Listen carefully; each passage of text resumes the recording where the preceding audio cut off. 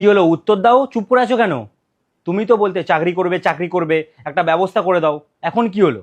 আমি কেন উপস্থিত নেই সেটা তোমার মাকে গিয়ে জিজ্ঞাসা করো না। উনি কেন আমার সাথে এই ব্যবহারটা করলো আমি এখনো বুঝতে পারছি না। মা? মায়ের মধ্যে কোথা থেকে এলো? তোমার মা তো ভালো, তোমার মাকে জিজ্ঞেস করো, সবটা গুছিয়ে বলে দেবে। আহ, এ কি? তোমার পায়ে কি হলো?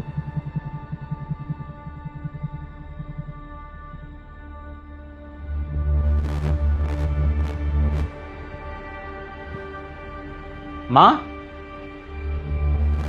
মা? কি হয়েছে? পায়েল ইন্টারভিউ দিতে যায়নি, ওর পায়ে চোট দেখলাম। কি হয়েছে? কি আবার হবে? ওই কাপড় শুকনো করতে দিতে যাচ্ছিল, পা মচকে পড়ে গেছে। ও, এই ব্যাপার? ডাক্তার এসেছিল? ডাক্তার কি বললো? কোনো সমস্যা নেই তো? আপনার লজ্জা করে না মা? এটা আপনি কি বলছেন? পায়েল, তুমি এটা কিভাবে কথা বলছো? তুমি ভুলে যেও না, উনি আমাদের গুরুজন। দেখলি বাবু, তোর সামনে কেমন করে আমাকে বললো? এরকম ব্যবহার আমার সাথে না রোজই হয়। কি?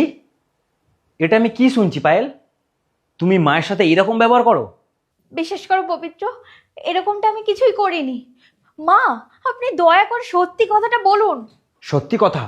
মা আবার কি সত্যি কথা বলবে? সত্যি কথা আমি তোকে বলছি। যেই কোম্পানিতে বৌদির ইন্টারভিউ ছিল সেই কোম্পানিতে আমারও ইন্টারভিউ ছিল, আর এই কথাটাই মাকে আমি 2 দিন আগে বলেছিলাম। মা, তুমি জানো আমি একটা কোম্পানিতে ইন্টারভিউ সুযোগ পেয়েছি, কিন্তু চাকরিটা হবে কিনা বলতে পারবো না। শুনলাম 2টো পোস্ট খালি আছে আর আমরা 3জন ইন্টারভিউ দিতে যাচ্ছি। তুই চিন্তা করিস না, চাকরিটা তুই পাবি, দেখে নিস। হ্যাঁ, চাকরিটা আমাকে পেতেই হবে। আচ্ছা, বৌদি কালকে কখন ইন্টারভিউ দিতে বেরোবে? ওই কোম্পানিতে তো বৌদিরও চাকরির ইন্টারভিউ আছে। কি বলছিস কি তুই? এই চাকরিটার জন্য তোর বৌদিও ইন্টারভিউ দিতে যাবে? হ্যাঁ, কেন? তোমাকে দাদা বলেনি? আরে দাদাই তো আমাদের দুজনের ইন্টারভিউ সুযোগ করে দিল ওর বন্ধুর কোম্পানিতে। ও আচ্ছা, তুই চিন্তা করিস না, তুই সিলেক্ট হয়ে যাবি।